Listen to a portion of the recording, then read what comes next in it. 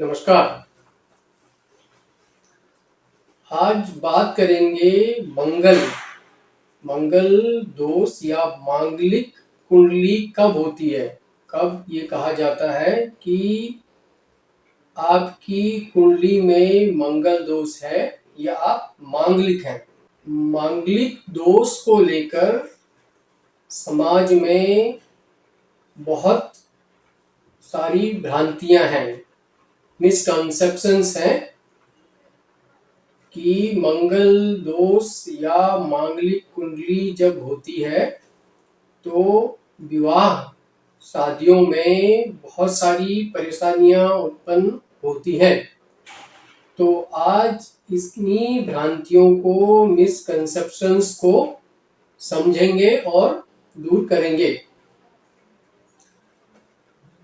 जब मंगल किसी भी कुंडली में 1, 4, 7, 8 और 12 भाव में आते हैं तो वो कुंडली मांगलिक कुंडली कहलाती है। दक्षिण भारत में सेकेंड हाउस में मंगल होने पर, कुंडली में सेकेंड हाउस में मंगल होने पर भी कुंडली को मांगलिक माना जाता है।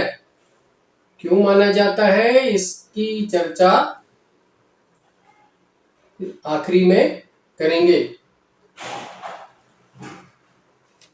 अब जब मंगल आपके इन घरों में आता है तो क्यों कुंडली को मांगलिक कहा गया है, इसको समझते हैं। मंगल एक स्ट्रॉन्ग प्लेनेट है, एक क्रूर प्लेनेट है और मंगल एक गर्म ग्रह है। शास्त्रों में मंगल को सेनापति कहा गया है। जब सेनापति का जो व्यक्तित्व है, सेनापति की जो पर्सनैलिटी है, वो हमेशा एग्रेसिव होगा, उसमें लड़ने की भावना होगी। जब मंगल इन भावों पे बैठते हैं 1, 4, 7, 8 और 12 पर, तो यहाँ पर मंगल का जो नेचुरल बिहेवियर है, जो स्वभाव है, वो यहाँ पर देखने को आता है। तो मंगल जिस भाव पे भी बैठेंगे तो उनमें थोड़ा ईगो होगा। आप इसको घमंड होगा भी कह सकते हैं। और इनमें गुस्सा भी होगा।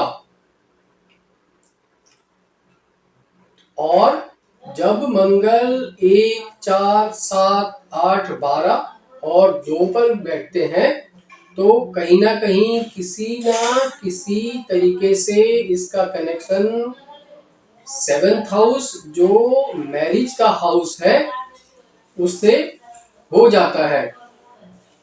और क्योंकि 8th हाउस 7th हाउस से जस्ट नेक्स्ट हाउस है, अगला घर है, और लड़कियों के लिए 8th हाउस ससुराल पक्ष भी है।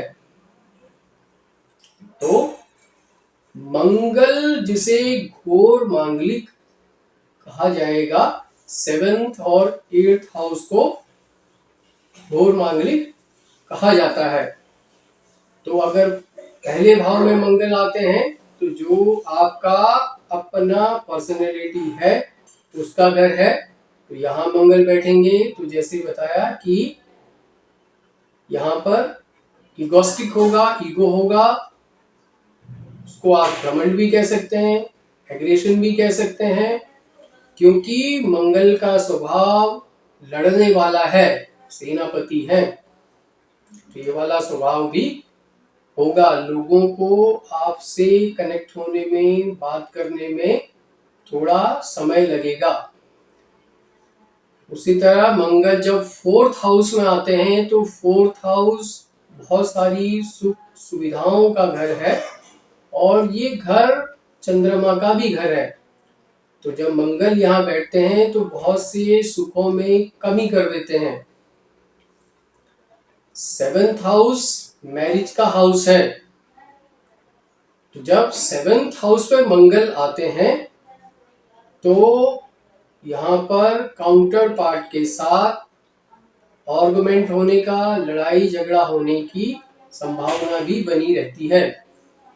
8th हाउस में जब मंगल बैठते हैं तो 8th हाउस ही सबसे घोर मांगलिक घर माना जाता है। लेकिन इन सब से ऊपर मंगल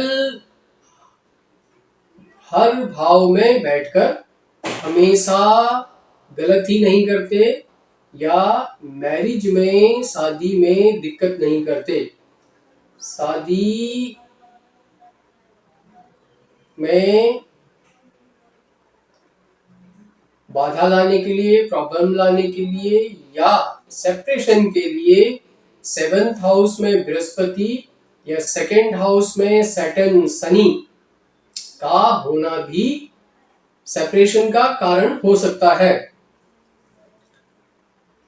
अब जरूरी नहीं है कि मंगल जहां बैठते हैं वहां हमेशा मैरिज में प्रॉब्लम ही लाते हैं, खराबी ही लाते हैं। 7वें घर में अगर मंगल है तो ऐसा व्यक्ति कैरियर ओरिएंटेड होगा और मैरिज में डिले होने का कारण या मैरिज में किसी तरह की कोई परेशानी होने का कारण उसका कैरियर ओरिएंटेड होना होगा। अगर इसके साथ ही 10th हाउस में राहु भी आ जाते हैं तो वो और भी कैरियर ओरिएंटेड हो जाता है और आपकी शादीशुदा जिंदगी में, मैरिज लाइफ में कुछ परेशानियां उत्पन्न कर सकता है। अब कुछ ऐसी बातें जब मंगल दोष आप इन 5 भाव में मंगल बैठा हो और फिर भी मंगल दोष निरस्त हो जाता है या कमजोर पड़ जाता है, ये कब कब हो जाता है ये समझते हैं। जब चंद्रमा आपके काउंटर पार्ट की कुंडली में चंद्रमा केंद्र में हो। दूसरा, जब शनि, सूर्य, राहु इनमें से कोई भी ग्रह 1, 4, 7, 8, 12 में हो तो भी मंगल दोष नष्ट हो जाता है। मतलब कि आपके काउंटर पार्ट के कुंडली में इन 1, 2, 4, 7, 8, 12 में शनि, सूर्य, राहु इनमें से कोई ग्रह अगर इन घरों में है तो भी मंगल दोष नष्ट हो जाता है। और एक कंडीशंस, जब चंद्रमा केंद्र में हो, केंद्र के किसी भी घर में हो, 1, 4, 7, 10 और मंगल पर बृहस्पति की दृष्टि पड़ी हो तो भी मांगलिक दोष कम हो जाता है। और एक व्यक्ति मांगलिक है और दूसरे का, उसके काउंटर पार्ट का जन्म मंगल की राशि में हुआ है, जैसे कि लड़के की कुंडली में प्रथम भाव में मंगल है और लड़की का जन्म वृष या मेष राशियों में हुआ है तो भी मंगल दोष खत्म हो जाता है। और एक और बहुत रोचक और बड़ी बात, जब मंगल अपनी ही राशियों में हो, केंद्र में हो, तो ये रोचक नामक योग बताता है। और ये रोचक नामक योग जब आपकी कुंडली में बनता है तो कैरियर में बहुत बड़ी सफलता ये दिलाता है। अब किसी कुंडली को इतनी विवेचना के बाद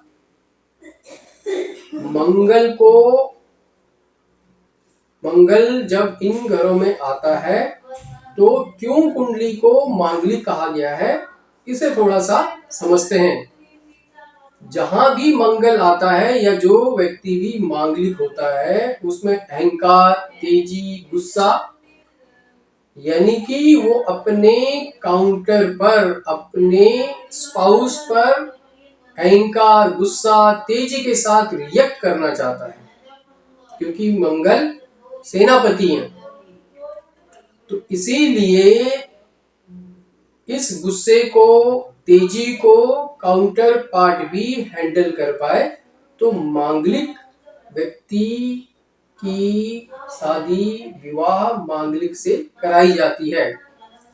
इन सब में भी 7th और 8th हाउस के मंगल को सबसे स्ट्रॉन्ग मांगलिक माना गया है, बोला गया है। 8th हाउस में मंगल हो तो उसका ब्याह 7th हाउस के मांगलिक व्यक्ति के साथ ही होना चाहिए, या 7th हाउस वाले मांगलिक व्यक्ति का विवाह, मैरिज 8th हाउस के मांगलिक के साथ ही होना चाहिए, क्योंकि तभी ये एक दूसरे के अहंकार, तेजी, गुस्सा इस सब को समझ पाएंगे, हैंडल कर पाएंगे। लड़कियों के लिए जैसा कि चर्चा की 8th हाउस ससुराल पक्ष भी है, तो ससुराल पक्ष में जाकर सारी चीजों को, सिचुएशंस को वो हैंडल कर पाए और उसको हैंडल करने में उसका काउंटर पार्ट यानी उसका स्पाउस उसका साथ दे। इसलिए भी मांगलिक व्यक्ति का विवाह मांगलिक से होना चाहिए।